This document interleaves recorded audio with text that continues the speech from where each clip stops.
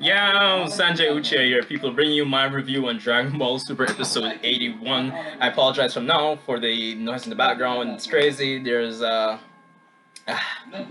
there's an event going on outside, sorry about that. I know I have that kind of going on pretty often, but man. But yeah, so credit must go to Herms, 98 on Twitter, obviously because I just watched the episode live, for providing translations, of course. I'm trying to put this review out because I'm actually going out tonight, so I'm trying to just get this out before I leave so you guys can actually get an idea of how the episode is. So, let's just get into it. General impressions. Episode, I loved it. It was great. Ah. So anyway, let's get into it. The title, Crusher Bergama versus Goku. Who has sky high power? Thank you, Herms. So, continuing of last week, we get to see the dang it. Yeah, the result of what happens, basically the feedback from the various gods of the various universe in terms of the rule of the universe is being destroyed. Of course, we found out last week that 4 of these universes will be exempt from the tournament, so this rule only refers to 8 of the universes. So there's that. So we get to see some more feedback, especially like we get to see Champa, who's one of you can just run away, which Valdos points out that there's no run from the Omni King, really and truly. So if you hadn't seen the spoilers from before, I did mention in the spoilers for this particular episode, we found out that Bergam was on essentially get the crowd on his side, the various gods, and it's exactly what happens, really and truly. Bergamo basically reasons that this whole tournament, this whole destruction that's going to be upcoming is all Goku's fault, essentially. And even though we did establish last week that really and truly Goku may be the one he may no longer be the enemy here because of his idea, some of these universes that were going to be destroyed anyway have a chance of actually surviving. But really and truly, I can still kind of understand why the gods, even despite knowing this, may still turn on Goku because really and truly, granted, even though they were going to be destroyed anyway, they still couldn't really come up with an excuse. So this is the excuse they really needed in terms of the Omni King and the Great Priest. This is the excuse they really needed. So I can still kind of see why the gods would be angry at Goku, really and truly. So he gets the crowd on their side, and in true Goku fashion, where characterization is concerned, Goku really doesn't care. So great characterization there for Goku, honestly. You'd think Goku would cave in under pressure, but no. General Goku fashion.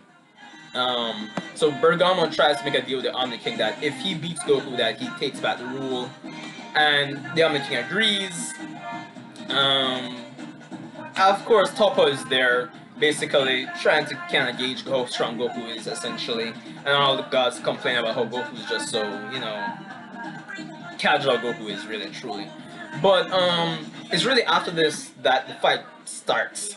And honestly, from the start of the episode, well, the entire episode, I must say, and I've said it in my past few reviews, the art is pretty solid throughout the episode, honestly speaking.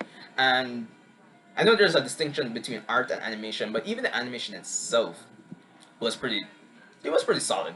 There was a few wonky shots, but in terms of the art specifically, but generally the art was pretty solid for this episode, and animation was okay to say the least, honestly. And what I must say, and it's a definite improvement, and it was even from the Future Trunks art, the choreography of the fights have drastically improved. I don't know if it's because it's a tournament, Toei's really upping their game, or because they've had so much experience, the current staff, or they've changed staff, but choreography of the fights, generally, it's been pretty good in the recent 2 arcs, especially this fight is no different. The choreography, starting off, pretty good, pretty solid, I loved it.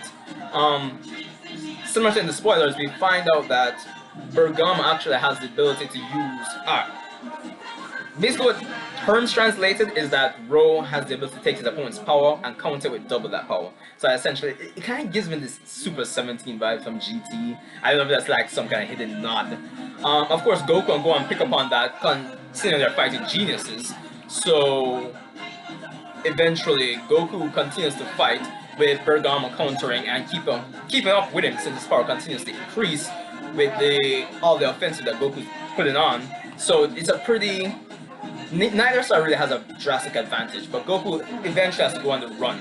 Um, but it's something that's obviously obvious at this point, that the more power Bergama absorbs, the bigger it gets, and the easier it is to. I guess I wouldn't say slower, but as Goku points out, based on what Herms translates, it's easier to catch off guard.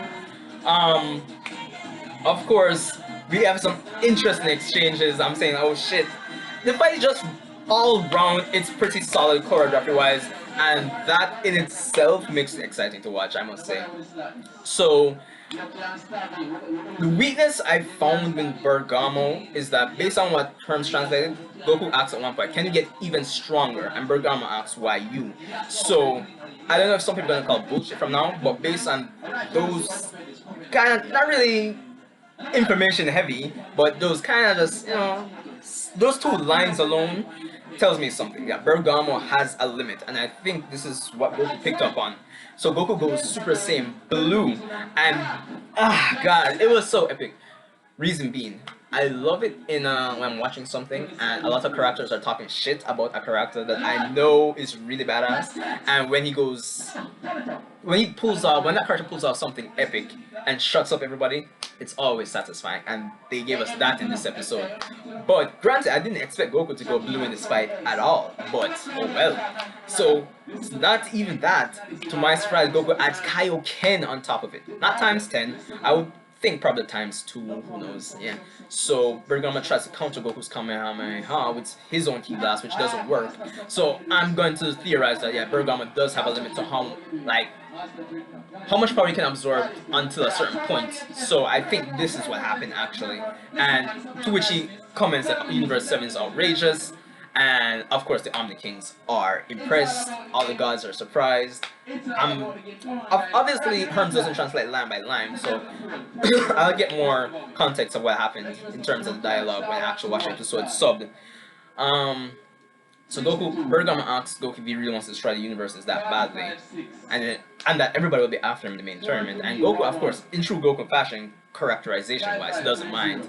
And of course, the future Omni King, impressed with the match, is looking forward to the main tournament. So I still think Goku should be more, I don't know, even though it's corrupted, I don't think it's autocorrect for him. I think he should be a bit more concerned about the fate of the other universes. But meh, we've gone over this already. Whatever. So it's here that we find out the rules that you can lose by a ring out and you can't fly outside the ring. So we're starting to get the rules in the main tournament, which is interesting. Of course, we find out that there's team battles, which we already knew. I don't remember if I did a video about that way back, but yeah, team battles will be in the tournament. And of course, there's a time limit of 48 hours, so I think these battles are going to be pretty different in Dragon Ball's context.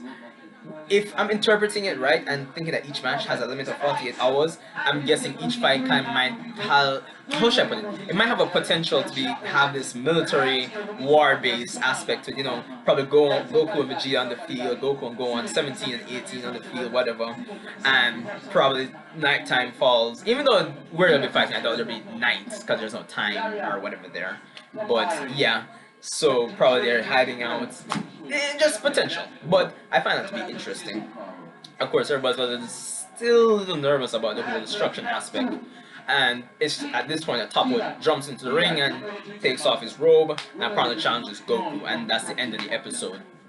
So I'm still not sure really why Toppo has decided to challenge Goku, but based on the title for not next week, because we're off next week, no episode next week. But based on the episode title for the next episode, I would guess that Toppo wants to punish Goku for his decision. So, and I'm going to predict that Goku will lose this fight at least. So there's that. That's my prediction. I predict Goku will lose to Toppo.